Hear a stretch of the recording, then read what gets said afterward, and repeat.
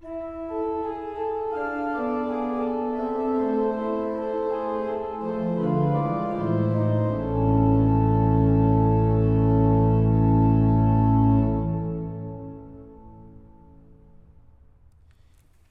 I mentioned in my introductory remarks for Mass, Sister Bethany Davis is with us tonight for a presentation that is part of the National Shrine's annual Lenten Reflection Series.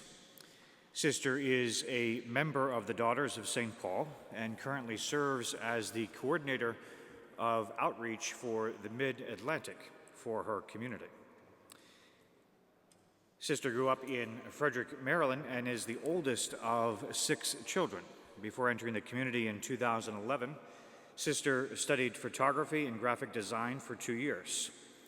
Sister Bethany made her first profession of vows in 2015 and was assigned in Chicago, where she assisted in outreach and evangelization to schools and parishes from 2015 to 2018.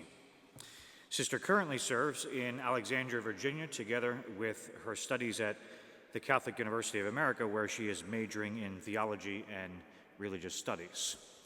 Sister's presentation this evening is entitled Exploring Bethany. Please join me in welcoming Sister, and thank you for being with us tonight.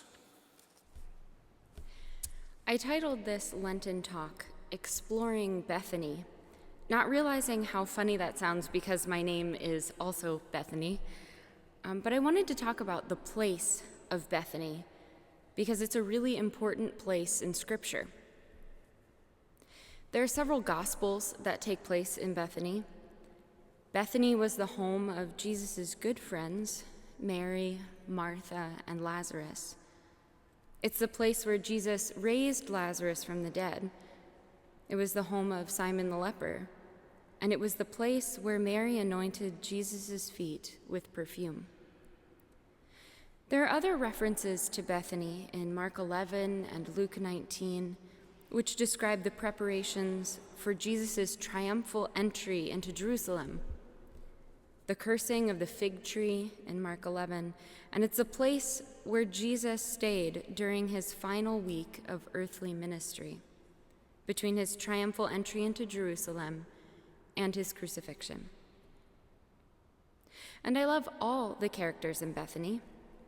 Jesus, of course, but Mary and Martha and Lazarus.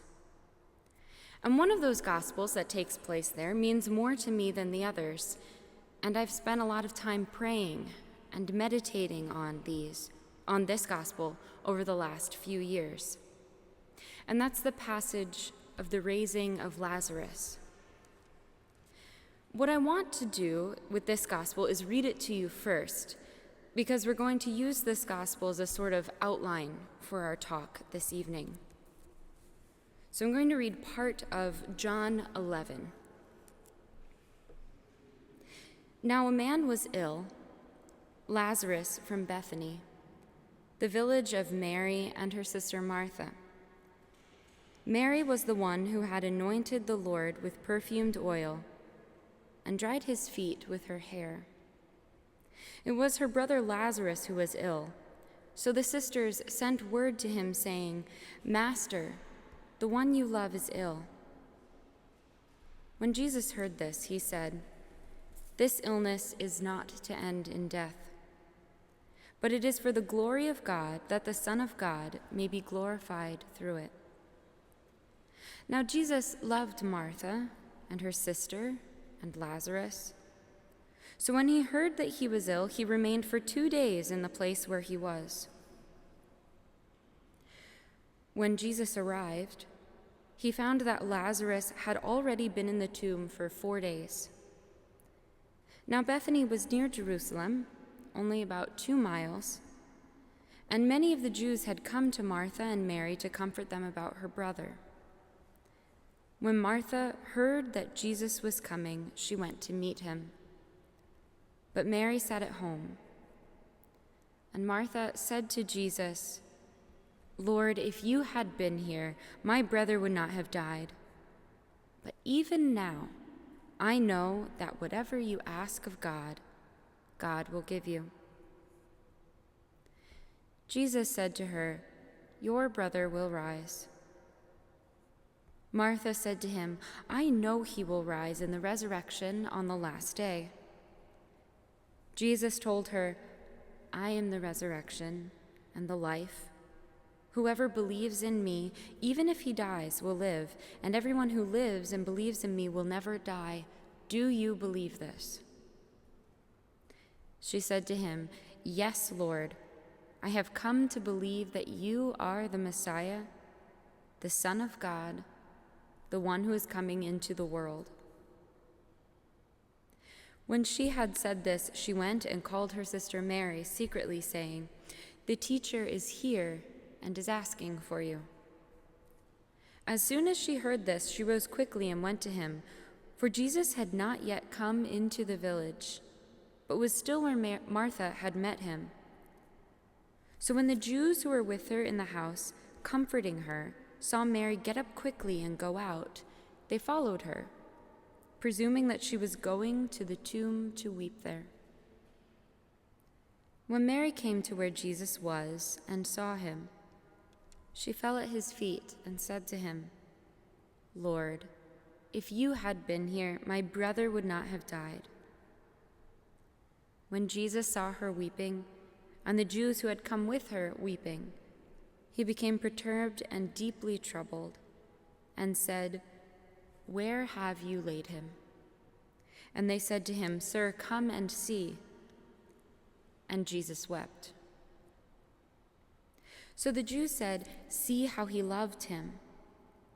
But some of them said, "Could not the one who opened the eyes of the blind man have done something so that this man would not have died?" So Jesus, perturbed again, came to the tomb. It was a cave, and a stone lay across it. Jesus said, "Take away the stone." And Martha, the dead man's sister, said to him, "Lord, by now there will be a stench. He has been dead for 4 days."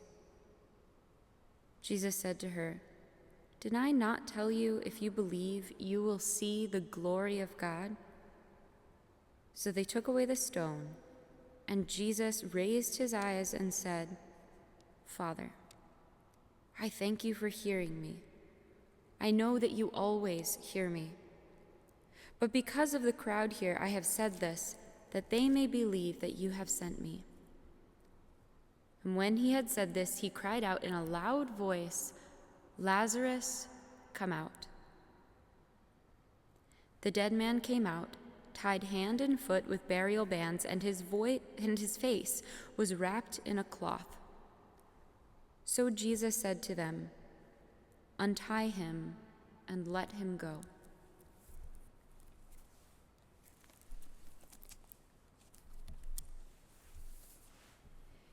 Thank you for indulging me.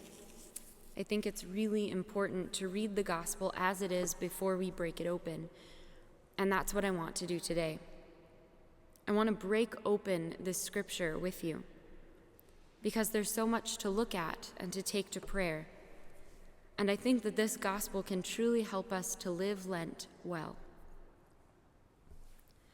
I hope there are a few things that you take away from this talk. First, that you are loved, that belovedness is your identity, not your sin. Your sin is not your identity. Second, that Jesus is not afraid of our sin, and he's not afraid of our fear.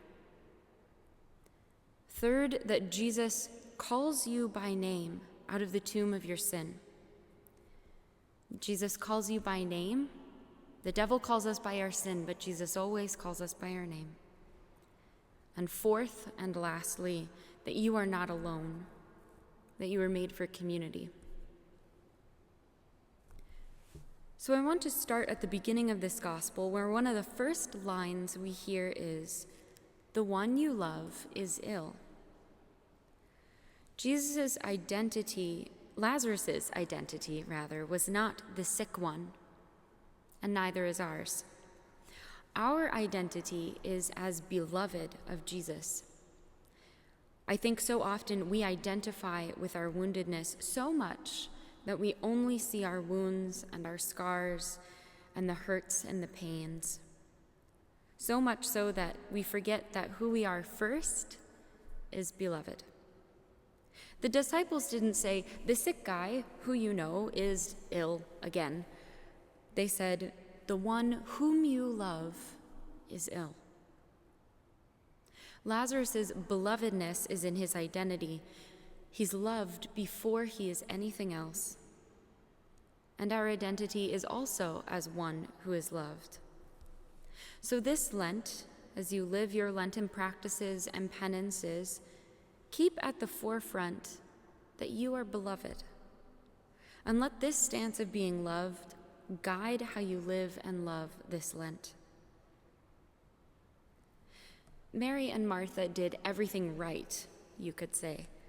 They called Jesus before, they gave him time to get there, and yet bad things still happened. Their brother died. And as a recovering perfectionist, this used to drive me nuts.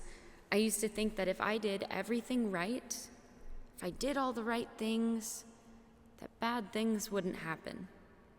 If I could just control the narrative, everything would be fine. But the more I live, the more I realize how much my need for control limits God's grace in my life. And this isn't to suggest that I control God's grace, because God is God and I am not. But I do mean to say that I have free will and that God doesn't force himself on me. When Jesus finally arrives in Bethany, Martha goes out to meet him, and she doesn't even let him in the house. She gives him a piece of her mind. She says, "Lord, if you had been here, my brother would not have died." And I love this part. Jesus is not annoyed or taken back or hurt by her honesty. In fact, here he welcomes it. He desires for us to claim that pain and that woundedness in our hearts and tell him about it. The founder of my religious community, Blessed James Alberione, once said, "Tell Jesus everything. Tell him even if your shoe hurts." I love this because God truly wants us to be able to name and tell him our hurts. Sometimes it's easier for me to run to chapel and complain about this or that, or talk to him about the little things that are going on in my day. And Jesus loves to hear it. He's dying to hear it because we're involving him in our ordinary, everyday experiences. But there's something here in this story of Bethany where Martha isn't just telling Jesus that she's stubbed her toe or said an unkind word, or that something's annoying her, but she is deeply grieved and deeply hurt and seemingly blames Jesus in this moment, and Jesus takes it. It is a difficult thing to name our deepest wounds and our hurts and our sufferings and to tell Jesus about them, because often we, or at least I, feel like he could have done something ahead of time, and I wouldn't have to live the pain and the suffering that I'm experiencing. But he can take it, and he invites it. God isn't afraid of our anger or our pain. And the beautiful thing that happens only happens because Martha doesn't stay there in her pain and in her anger. She knows who Jesus is. Even in the midst of her grief and in her pain and her woundedness, she makes an act of faith and trust by saying, "But even now, I know that whatever you ask of God, God will give you." And this is when Jesus promises her that your brother will rise and that he is the resurrection and the life. This is a huge moment of grace for Martha. It's like Martha says, "This hurts and I'm in pain, and I know you had the power to fix it the way that I want it to be fixed, but you didn't. And I don't understand, but I I still trust you. And I trust that you can and that you will make something beautiful out of this painful mess. And this kind of makes me tear up every time I hear it, because we are invited to this graced moment too. The more that we spend time with Jesus, the more we get to discover who Jesus is. The more that we get to discover that Jesus is worth trusting. And after Martha's exchange with Jesus, she calls her sister Mary. And once Mary hears Jesus is outside, she comes flying out of the house, and I almost imagine her running up to Jesus, sprinting up to him, and almost pounding on his chest and saying, "If you had been here, my brother would not have died." And you can hear the pain in her statement. We did everything right. We gave you the information. We trusted you, and you still didn't show up, even in our seemingly darkest hour. And Mary cries, and she's sad, and she's frustrated, and she's probably tired, and maybe feeling some despair. And when Jesus sees her tears, he's moved by her tears. The God of the universe is moved by her pain and her sorrow. And it's the only time in the gospel where we see Jesus weep. I think it's worth noting, too, that death was never part of the eternal plan. Jesus weeps in the face of what was never meant to be our inheritance. We were meant for life eternal.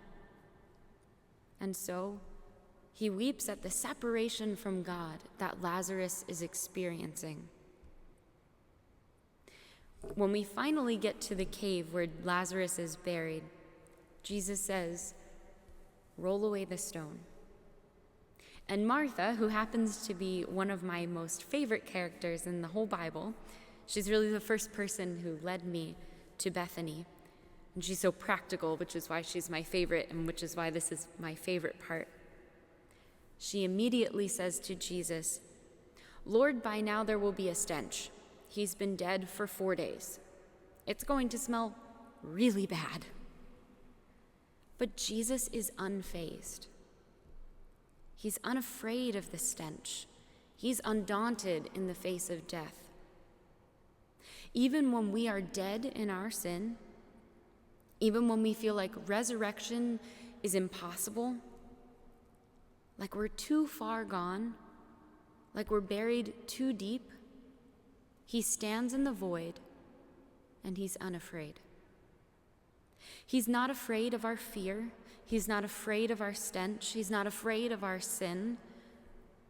He still comes to us with the promise of life and resurrection.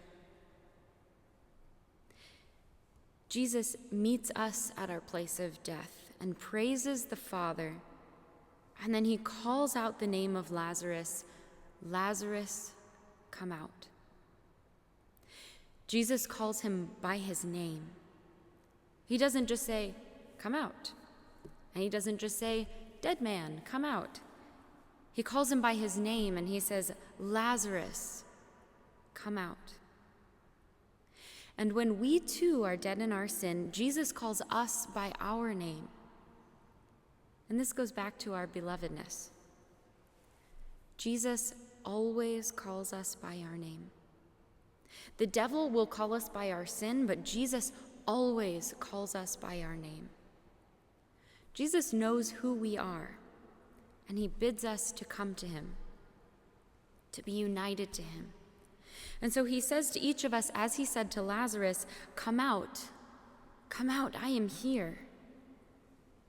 And I hope that this Lenten season, you hear Jesus calling you by your name, into union with him, into reconciliation with him. If you have the opportunity to go to confession this season, I encourage you to do so. I know that there are a lot of opportunities during Lent. Know that Jesus knows you, and he loves you, and he calls you by name, and he desires you to come home to his heart. And this last part of the gospel is a newer insight for me, but it's so important. The last part of the gospel says, "He came out, tied hand and foot with burial bands, and his face was wrapped in a cloth. So Jesus said to them, 'Unbind him and let him go.'" I've always found it interesting that Jesus doesn't run over and unbind Lazarus himself. They were friends. But the more I've prayed with this gospel, the more beautiful this part becomes. He asks those in his community to unbind him and let him go. He asks the people who have journeyed with Lazarus. These are the people that probably knew him well. And I like to imagine that Martha and Mary went running over to pull off the burial bands. I've found in my own life that Jesus often uses community to unbind us too. He might use a family member or a friend. Find your people. I know for me that I have family and good friends and a religious community in my life that unbind me all the time. They help me see the truth of who I really am. So find your community. We were made for community. And we can't go through this life alone. We cannot unbind ourselves alone. If you're battling a particular sin or addiction, tell someone. If you're lonely, tell someone. If you're dealing with anxiety or depression or grief, tell someone. I find this so encouraging that we're not meant to live life alone, that we're made for community, that we're made for communion. So I hope here at the end of this talk, as we've gone through and journeyed through and explored this place of Bethany with Mary and Martha and Lazarus and Jesus, I hope you know that you are loved, that Jesus is not afraid of our fear or our sin or our anger, that Jesus calls us by name out of the tomb of our sin and desires union with you. And I hope you know that you are not alone during this Lenten season. Please know that I'm praying for you this Lent, that my sisters in community are praying for you and with you this Lent. God bless you and have a great day.